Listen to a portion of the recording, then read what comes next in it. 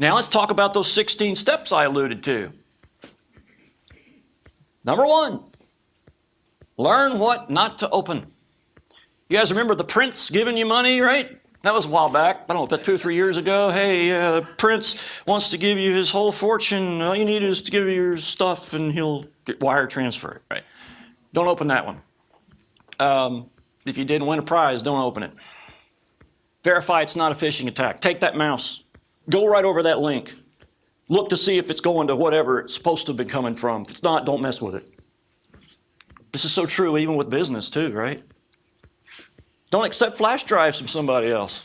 Oh, your friend gives you a flash drive here. You got to check that video out, man. It's really cool. Where'd your friend get the flash drive? You know where the chain of custody is on friend's flash drive? Where'd he get it? Who gave it to him? There could be malware on that flash drive. As soon as you stick it in your computer, bam, you're infected. If it's a brand new flash drive, you know where it's been. That's great. Use it. Don't use anyone else's flash drive. Why would 40% of the population not put a password on their phone or a PIN? It's too inconvenient. Takes too long. Okay, criminals love that, man. It's too inconvenient. Yeah, we'll break in easy now. We don't even have to worry about giving a code. We saw that part. Did anybody miss that part about them taking pictures of the guy on that video? I don't know if you can see it, but my daughter gave me that thing before I came. I said, yeah, I got to put one on put a piece of masking tape or something over your darn camera when you're not, it's real small, it's kind of hard to see. I can't even see it, so you guys are never going to be able to see it. Put it there. Or put a cover over it. If you have a camera that's a real camera, you put a cover over it. One of the things they didn't tell you in that video is that a hacker can turn your camera on, and some of the cameras will have like a red light, right? That usually tells you something's going on. They can turn a camera on with the red light not even coming on. You not even know they're watching you. In fact, I can pretty much guarantee you that guy that was hacking this other dude a moment ago, he did that, right? That way he couldn't see anything was going on. So there's a concept called a geotag. Anyway, we're going to talk about phones again. Anybody in here use GPS? On their phones, know how to get somewhere, right? A couple of hands, okay. Yeah. So that's fine. We get somewhere. Now, you're at your granddaughter's house. It's first day of school. They invite you over. Everybody's having a great time. Look how much Susie's grown. She's so mature now. Oh, we got to take this picture because Aunt Margaret's going to really want to see this, right? Snap. You're at your granddaughter's house. Snap. Picture. Let's put it out on Facebook, right? That's we want to share it. Put it out on Facebook. Now, here's what you just did. You gave a criminal the exact GPS location of where you took that shot. Now, they can drive right to your house and jeopardize your family because you want to share it. Way around that. That's a link that you can look at, and it'll tell you how, if you've already taken a picture, how you can get rid of that geolocator code so that people can't figure out where you took the shot. The other thing you can do is turn off location. There's a setting on your phone before you take the picture. Turn off location, there's no GPS that's going to be encoded on the picture. Social media, make sure you post just what you want people to see. A long time ago, I used to post in my stuff, bashing this sometimes and my political view over here. And then I learned all of this stuff, and now all you see is positive stuff, articles for useful things, and I keep my mouth shut about religion and politics. Were we told that early when we grew up, right? Don't talk about anything, especially religion and politics. No, don't ever talk about that. Well, now everybody's talking about that all the time. Wonder why the world's messed up. Another thing is that if your grandkid or whoever is applying for a job, I'm an employer. If you're applying for a job, I'm looking at your social media profile. If I find out that you're a complainer, guess who doesn't get hired? If I find out, you can keep this, obviously if there's risque pictures, you're not going to get hired. But what happens when you're smart and you're talking about positive things, and you're quoting Tony Robbins, you're quoting Zig Ziglar, you're quoting people like that. Now, if I see that, they're either trying to fake me out, or they're really wanting to go somewhere. That's somebody I want. Okay, so you can use it to your advantage. So, only talk to people in social media that you've verified their identity. Okay, when you find that person, have them contact you after you friend them, right? Have them contact you to verify they are who they say they are, and then you can have your conversation. Remember the privacy settings. Facebook will still tell you it's okay. Your privacy settings says it's only going to be shared with your immediate group. But what happens when they share it with something else? It's now out of your control. Don't worry about the privacy setting. Plus, Facebook will, from time to time, reset your privacy settings. And it's in their agreement, that terms of service agreement, that at any time they want, they can reset your whole profile, which means now you could be broadcasting it to the world. Just because it's on the screen doesn't mean it's true. Case in point is reviews, right? So I'm a business, but let's say I ate at, let's use Sonic again, we're going to pick on them. And I had this really, really terrible experience with Sonic. And I'd write what I don't like. People are watching this and they see that and they automatically hit automated adjustments to it and talk about how great it is, right? They're not real, they're fake. They're fake reviews. So you go and you want to understand if this is a legitimate company, but they have created this bot, is what they call it, that just generates fake reviews. So you don't know if it's a real person or not. Again, just because it's on the internet doesn't mean it's true. Plus, our internet is censored whether you believe it or not. You do a search on something, just because you can't find it doesn't mean it doesn't exist. 2, don't use the same password. Did that idiot he said something about, oh, that was my password for everything. Remember that part of the movie?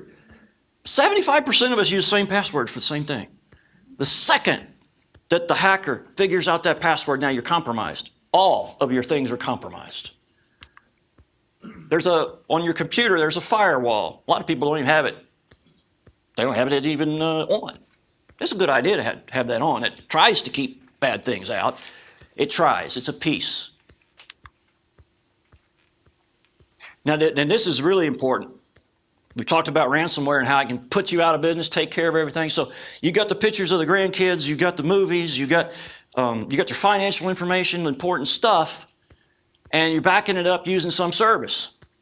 You need to make sure that service can restore it if there's a ransomware attack. And what that means is, and I think the next one tells you, back one. What it basically means is, can I do a point-in-time restore? I want to be able to go back. If I know I got hit at 3 o'clock in the morning, I want to go back to 2:45 and I want to restore all of my information. If that backup program does not have that capability, you are at risk, major risk. Okay, we're going to talk about that a little later in the business side, but it's still applicable. Okay, so the other thing is reputable antivirus and anti-malware programs. Reputable. You see what I got here? Brand new technology, really cool. It actually watches behavior. If you guys don't know how antivirus programs work, pretty simple. They've got this database of things that they look for. And when a program tries to execute, they look at that program and they say, does it match anything we've got in this database? Oh, it does. It's a bad file. Stop it. But that's reactionary. When I create something, I'm a bad guy, right? If I'm a bad guy, I create something. You've never seen it before. So now it gets in and it does damage. So the smart guys on our side of the world said, hey, let's create behavior-based programs that looks for bad behavior. So we've got programs now that can watch for things happening, like all of a sudden your files start changing and getting encrypted, and it can say, stop the program that's doing it. And then this is what I like about this. Some of them can say, let's reverse the changes that it just made. So now your files are back. And then there's one product that can actually tell you where that file came from. Did it come from a phishing email? Now you can go back. This is pretty brand new technology. It's really awesome, and you better believe it, I'm rolling it out to my clients. On software, if you're going to install some software on your machine, always pick the advanced option, because there's writers that get installed without your knowledge. You just wanted this one program, but then there's 7 other programs that get installed. You just want that one program, you click on the advanced, and then uncheck all the ones that you don't want. You just wanted this one, you don't want the other ones. And this one's critical. What are they doing? What are your kids doing? What are your grandkids doing with those devices? Computer, laptops, phones, tablets, whatever the device is. What are they doing? What applications are they installing? I'm going to use my daughter over here as an example. She has a friend, right? You got at least one friend, right? Oh, sorry.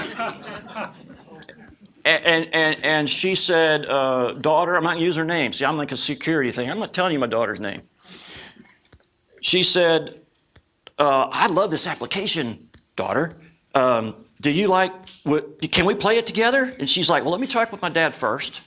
See what he thinks. So I checked the application out, checked it, looked good. Okay, there's a lot of bullying going on, cyberbullying going on here. It's doing a couple of other things that I don't like, and here's this, and I don't like this. Daughter, it's hard not to say her name. I don't suggest that you use this. Now, I'm not just going to tell her, no, you can't do this. I'm going to say, no, and here's why. Here's what I found. Now, I believe she went back to her friend and told her, my dad said can't do it, and here's why. Now, if she and her parents are smart enough to do something with it, great, but it's out of my control, right? You got to do some reviews, and remember, multiple checks. Don't go to one site and say, okay, they say it was good. Remember, because there's reviews that have been done that are not necessarily true. Check it in multiple places. You check it 3 or 4 places, and they're all saying it's not good. It's not good. The reason that one just kind of slid up and the other one just kind of popped up is because this is the most important thing. Yeah, I left it for last for the people. There's a concept called two-factor authentication. They also call it multi-factor. And basically what that means is when I log into a website, right, I got a username and a password. Say I got the bank, right? Username, password. Easy to get. But if I use what's called multi-factor authentication, back in the day, you guys remember pagers and stuff like that, right? Remember those, if you worked for a big company and you wanted to log into their system, you had a device that had a code that would change every now and then. And so you would log in and you'd get to the time and you would type in the code that was on this device. And if you didn't get it right, it wouldn't let you log in. So now I got another piece to let me get in. Now I believe Facebook has that option. So now if you turn on multi-factor or two-factor authentication for these different programs that we're all using, you can install a program on your phone that will give you those codes. So now you log in and you got the code. Now it's going to be kind of hard for a guy to break that one. Big important thing for family.